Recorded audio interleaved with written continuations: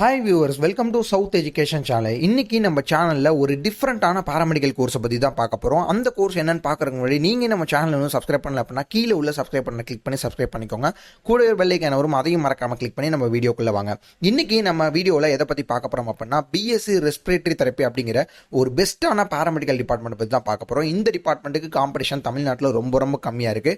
அப்ராட்லேயும் இதோட வேலைவாய்ப்பு வந்து பார்த்தீங்கன்னா ரொம்பவே அதிகமாக இருக்குது. இந்த டிபார்ட்மெண்ட்டை பற்றி தெரிஞ்சுக்கிறதுக்கு முன்னாடி நீங்கள் ரெஸ்பிரேட்டரி எடுக்க போறீங்க அப்படின்னா நம்மளுடைய சேனலில் மஸ்டா லைக் பண்ணிருங்க.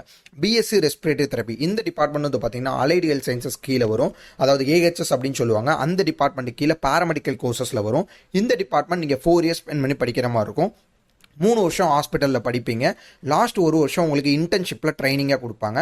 பெரிய மல்டி ஸ்பெஷாலிட்டிக்கு போனீங்க அப்படின்னா லாஸ்ட் 1 வருஷம் நீங்கள் வேறு லெவலில் கற்றுக்க முடியும். பிஎஸ்சி ரெஸ்பிரேட்டரி தெரப்பினா என்ன அப்படின்னு கேட்டிங்கன்னா, ஸோ நிறைய நம்ம எல்லாத்துக்குமே தெரியும், நுரையீரல் ப்ராப்ளம்ஸ் உள்ளவங்கலாம் பார்த்தீங்கன்னா பல்மனாலஜிஸ்ட் அப்படிங்கிற ஒரு டாக்டர் வந்து போய் பார்ப்பாங்க. அவங்க தான் வந்து பார்த்தீங்கன்னா நுரையீரல் சம்மந்தமாக இருக்கக்கூடிய ப்ராப்ளத்துக்கு வந்து சொல்யூஷன் கொடுக்கக்கூடிய ஒரு டாக்டர். அந்த டாக்டர் கீழே அசிஸ்டண்ட்டாக நம்மளால் ஒர்க் பண்ண முடியும். அதாவது இந்த பிஎஸ்சி ரெஸ்பிரேட்டரி தெரப்பி முடித்தவங்க நுரையீரல் பார்க்கக்கூடிய டாக்டர் கூட அசிஸ்டண்ட்டாக நம்மளால் ஒர்க் பண்ணிக்க முடியும். இந்த டிபார்ட்மெண்ட் படித்து முடித்த பிறகு பெரிய மல்டி ஸ்பெஷாலிட்டி ஹாஸ்பிட்டலில் ஒர்க் பண்ணலாம். ஃபார் எக்ஸாம்பிளாக நம்ம லங்ஸில் ஒரு ப்ராப்ளம் வந்துருச்சு அப்படின்னா அதை வந்து ஈஸியாக வந்து க்யூர் பண்ணவே முடியாது. ஏன் அப்படின்னா ஒரு ஹியூமன் பாடியில் வந்து லங்ஸ் வந்து பார்த்திங்கன்னா ஒரே ஒரு லங் மட்டும்தான் இருக்குது.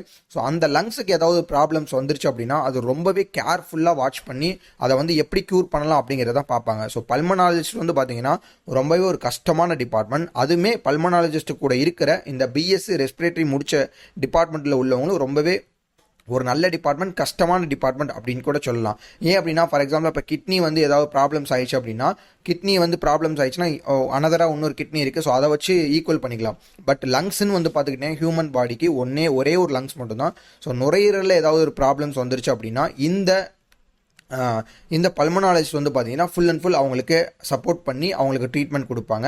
ஸோ நிறைய பேத்துக்கு தெரியும், ஸ்மோக் பண்ணுறவங்க, ட்ரிங்க்ஸ் பண்ணுறவங்க, இந்த மாதிரி நிறைய பேத்துக்கு மோஸ்ட்லி வந்து ஸ்மோக் பண்ணுறவங்களுக்கு பார்த்தீங்கன்னா லங்ஸில் வந்து நிறைய ப்ராப்ளம்ஸ் இருக்கும். ஸோ ஃபியூச்சரில் இந்த டிபார்ட்மெண்ட்டுக்கு வேல்யூ இருக்குமான்னு கேட்டிங்கன்னா கண்டிப்பாக ஃபியூச்சரில் நிறைய வேல்யூ இருக்கும். பிஎஸ்சி ரெஸ்பிரேட்டரி தெரப்பி நீங்கள் கம்ப்ளீட் பண்ணீங்க அப்படின்னா ஐசியூவில் உங்களால் ஒர்க் பண்ணிக்க முடியும். அடுத்து வந்து பார்த்தீங்கன்னா பல்மனாலஜிஸ்ட்டு கூட அசிஸ்டண்ட்டாக உங்களால் ஒர்க் பண்ணிக்க முடியும். ஸோ வேறு ஏதாவது டிபார்ட்மெண்ட்ஸில் உங்களுக்கு ரொம்ப எமர்ஜென்சி டிபார்ட்மெண்ட்டில் ஒர்க் பண்ணக்கூடிய சுச்சுவேஷன் வந்துச்சுன்னா அந்த மாதிரி டிபார்ட்மெண்ட்லேயும் உங்களால் ஒர்க் பண்ணிக்க முடியும். ஃபார் எக்ஸாம்பிளாக எமர்ஜென்சியில் ஏதாவது ஒரு நுரையீரல் சம்மந்தப்பட்ட கேஸ் வருது, பல்மனாலஜிஸ்ட் கேஸ் வருது அப்படின்னா தாராளமாக உங்களால் போய் அங்கே அசஸ் பண்ணி ஒர்க் பண்ண முடியும். ஸோ பல்மனாலஜிஸ்ட்டாக நிறைய சர்ஜரிஸ்லாம் இருக்குது, அதாவது சின்ன மைனர் சர்ஜரின்னு சொல்லுவாங்க.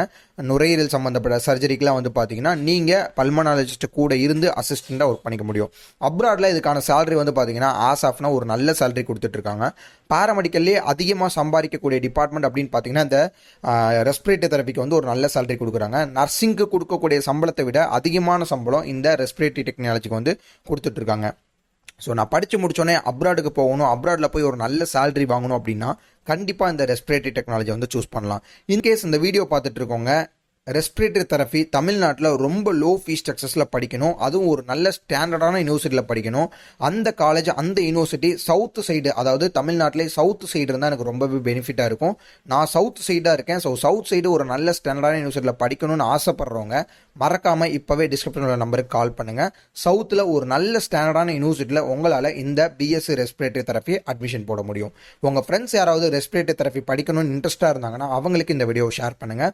இல்லை உங்கள் ரிலேட்டிவ் அண்ட் ஃப்ரெண்ட்ஸில் யாராவது பிஎஸ்சியில் என்ன டிபார்ட்மெண்ட் பாராமெடிக்கலில் படிக்கிறதுனே தெரியாமல் இருக்காங்கன்னா அவங்களுக்கு மஸ்ட்டாக அந்த வீடியோவை ஷேர் பண்ணுங்கள். நெக்ஸ்ட் வீடியோவில் இதை விட சூப்பரான அப்டேட்டோட பார்க்கலாம். தேங்க்யூ.